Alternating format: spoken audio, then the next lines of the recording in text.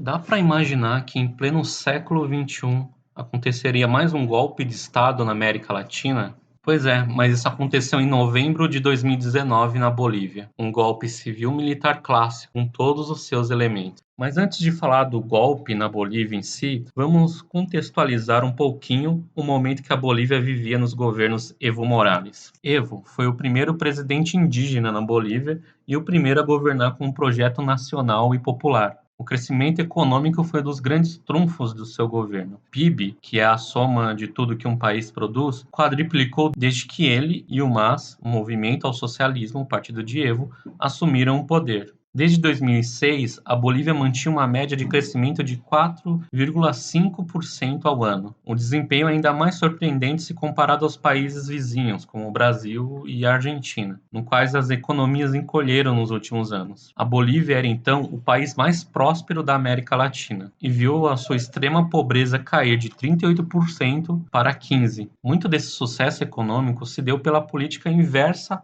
ao qual passamos com mais intensidade nos últimos 4 anos e que é tão defendido por economistas e analistas que todo dia defendem esse modelo nos jornais da Globo e nos grandes jornais.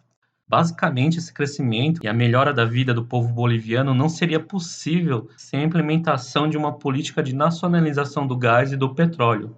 Mas aí vem aquela pulga atrás da orelha. Mas afinal, mesmo com todo esse sucesso econômico de um governo eleito sucessivas vezes democraticamente, o que justificaria um golpe?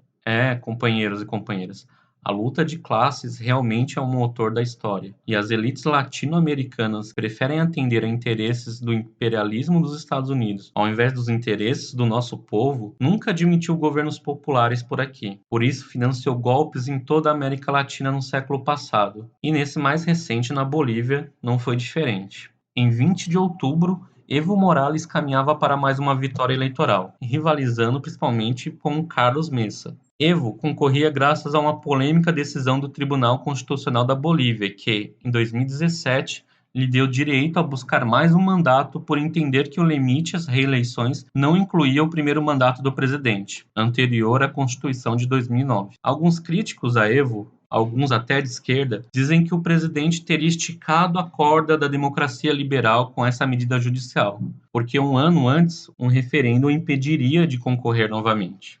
Segundo todas as pesquisas, o único candidato capaz de ameaçar a quarta reeleição de Evo era Carlos Mesa. Os outros candidatos, inclusive o pastor Chung, fã de Bolsonaro, não tinham qualquer chance. A Bolívia caminhava então para algo entre a continuidade do movimento ao socialismo MAS e a oposição de centro do Comitê Cívico, o CC.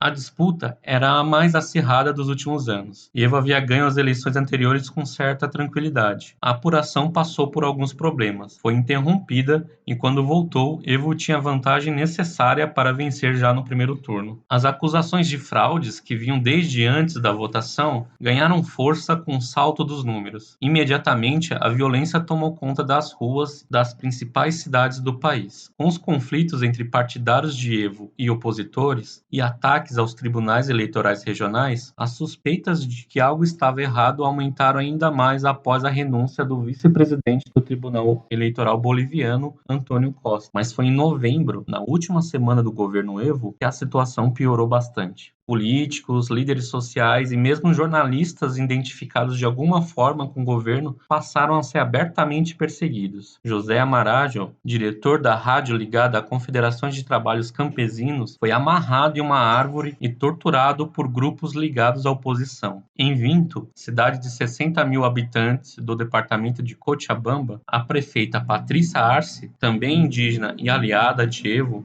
foi humilhada por um grupo de homens da oposição. Além dos insultos, Patrícia foi coberta com tinta vermelha, arrastada pelas ruas da cidade e teve os cabelos cortados à força. Ao estilo miliciano, eles só pararam quando a polícia chegou. Finalmente, no dia da queda do governo, os ataques chegaram também às casas de Evo e sua irmã Esther Morales. Em um país com 55% da população composta pelas etnias quechuas e amarás, a mesma de Evo, o racismo de setores radicais da oposição também é latente. Desde os primeiros dias dos protestos já haviam imagens de manifestantes retirando e queimando a huipala, bandeira que representa os povos indígenas dos Andes e que foi adotada como símbolo nacional boliviano durante o governo Evo Morales. Nos últimos últimos dias, policiais de Santa Cruz de la Serra, a capital da oposição radical, foram filmados recortando a Oipala que trazia em suas fardas. Santa Cruz de la Serra é a mais populosa e rica cidade da Bolívia e concentra a elite branca de um país onde a maior parte da população é indígena. Numa comparação, a grosso modo, seria mais ou menos o que é São Paulo para o Brasil. A resistência a Evo historicamente se concentrou em Santa Cruz de la Serra e era alimentada por racismo. Os brancos que historicamente governaram a Bolívia nunca se conformaram em ver um indígena no comando do país. Com o apoio da OEA, Organização dos Estados Americanos, o processo eleitoral boliviano foi colocado sob suspeita de fraude. A oposição já fervilhava, pedindo a renúncia do então presidente. Sem perder tempo, Evo respeitou a auditoria da OEA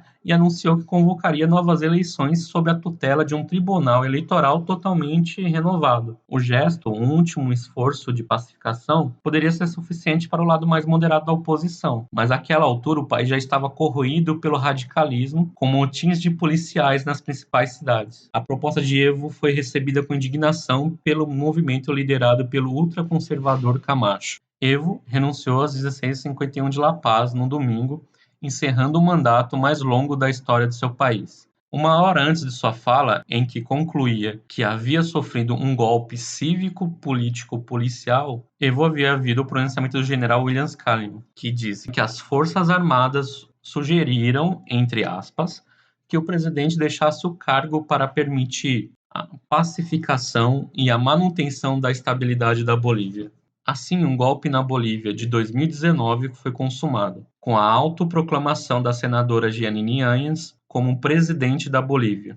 Foi um golpe civil-militar, policial, religioso e principalmente elitista e racista. Mas na história, nem as vitórias e nem as derrotas são definitivas. Após sucessivos adiamentos das eleições bolivianas, o MAS, partido de Evo, consegue se reorganizar e, com o apoio do povo boliviano, consegue eleger Luiz Arce, o ministro da Economia de Evo, que promoveu as mudanças estruturais no país, no primeiro turno com 55% dos votos, pondo fim ao governo golpista da Bolívia, apoiado por Jair Bolsonaro, e trazendo o Evo de volta ao país. O golpe boliviano nos deixa algumas lições. A primeira é que a democracia liberal burguesa, através de suas elites e instituições, jamais aceitará de bom grado um governo popular e que atenda aos interesses do povo, ainda que esse governo concilie interesses dos mais ricos, e de que é fundamental a solidariedade internacional de nós, trabalhadores organizados e de políticos de esquerda. Evo contou com muito apoio do presidente argentino Alberto Fernandes e do governo cubano e venezuelano. Com a vitória de Luiz Arce do MAS, Evo voltou a cruzar a fronteira da Argentina com a Bolívia um ano depois do golpe. Ele estava exilado no país vizinho e disse: "Eu pensei que o meu exílio fosse durar muito tempo, quem sabe toda a vida. Graças ao povo, estamos retornando. MTST, a luta é pra valer." Es por la lucha nuestra vivencia, Bolivia entera renacerá. Despertamos nuevas conciencias.